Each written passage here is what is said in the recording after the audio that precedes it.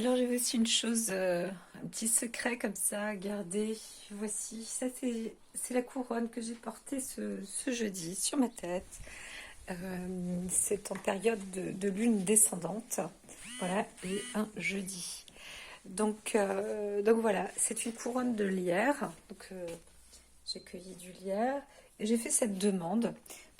C'est du lierre que je choisis de ma propre main. C'est pas quelqu'un qui va venir l'accueillir pour moi, parce qu'il faut que ça se passe avec mon cœur, avec ma pleine conscience.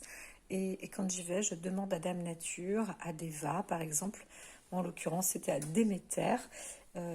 Et aussi, bien évidemment, au lierre, à la plante elle-même, de m'offrir ses feuilles pures et saines, y compris les tiges. Et je lui dis aussi ce que je veux en faire. En l'occurrence, là, c'était une couronne que j'utilisais aussi pour voir mon ennemi ou mes ennemis, peu importe. Donc, je fais ça pour être consciente et bien sûr m'en protéger, mais aussi lui demander de me guider ou leur demander de me guider, de savoir aussi me montrer ce que je dois faire, comment m'y prendre, m'apporter les outils nécessaires pour faire la conception de la couronne. Voilà, vraiment les choses se font naturellement, sans aller courir au magasin. Voilà, je sais que, paf, ça y est, sur place, j'ai déjà eu les outils. Et effectivement, 2 jours avant, j'avais aucun intérêt et je me suis dit, bon ben voilà, je le prends, ça va être peut-être pour attacher mes rideaux. Absolument pas. En fait, j'ai récupéré des fils qui étaient bon, à ma portée financière, donc je dis, bon ben pourquoi pas, mais quelque part, je me dis, ça va pouvoir être un truc en trop. Mais c'était tellement presque pas dicté, mais voilà.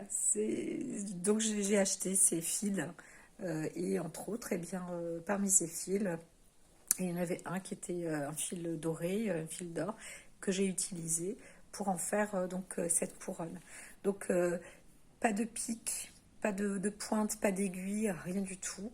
J'ai juste lié les tiges entre elles. Voilà, j'ai noué avec, au fur et à mesure avec avec cette corde et avec cette ficelle.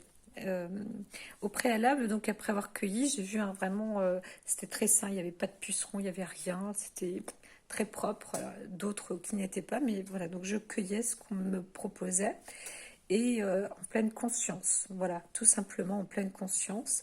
Ce que j'ai fait donc au préalable aussi, j'ai trempé donc les tiges, hein, je les ai trempées dans l'eau, dans de l'eau vinaigrée, tout simplement, et donc comme je dis, cueilli le jeudi en lune descendante. C'est pour évacuer, hein, entre autres les mauvaises énergies, et donc en l'occurrence les ennemis. Quel que soit le type d'ennemi. Ça peut être la maladie, ça peut être... on n'est pas obligé d'être conscient, mais c'est de voir son ennemi. Et comme je disais, depuis, donc ça fait 3 nuits où je sens que je ne suis plus attaquée sur un plan, on va dire, éthérique, voilà, invisible. La nuit, donc c'est quand même très bénéfique. Je me dis que c'est ça. Donc cette couronne, comme vous l'avez vu, je l'ai suspendue. Donc j'ai passé ma journée avec la couronne sur la tête. J'ai ritualisé, j'ai dansé aussi. J'étais dans une j'ai laissé parler, j'ai laissé faire, j'ai laissé cette création se faire, un peu comme euh, on peut utiliser ça. Donc moi, ce que j'ai compris aussi, c'est que cette couronne, je la garde jusqu'à la fin de la prochaine pleine lune, et ensuite, ces feuilles, pendant la première semaine de la lune montante, je vais en faire une tisane et je vais la boire. Voilà, je vais boire pour purifier, nettoyer, remonter toutes ces énergies, parce que rien ne se perd, tout se transforme et se recrée. On est soi-même créateur de notre propre vie, et nous sommes des créateurs de la vie.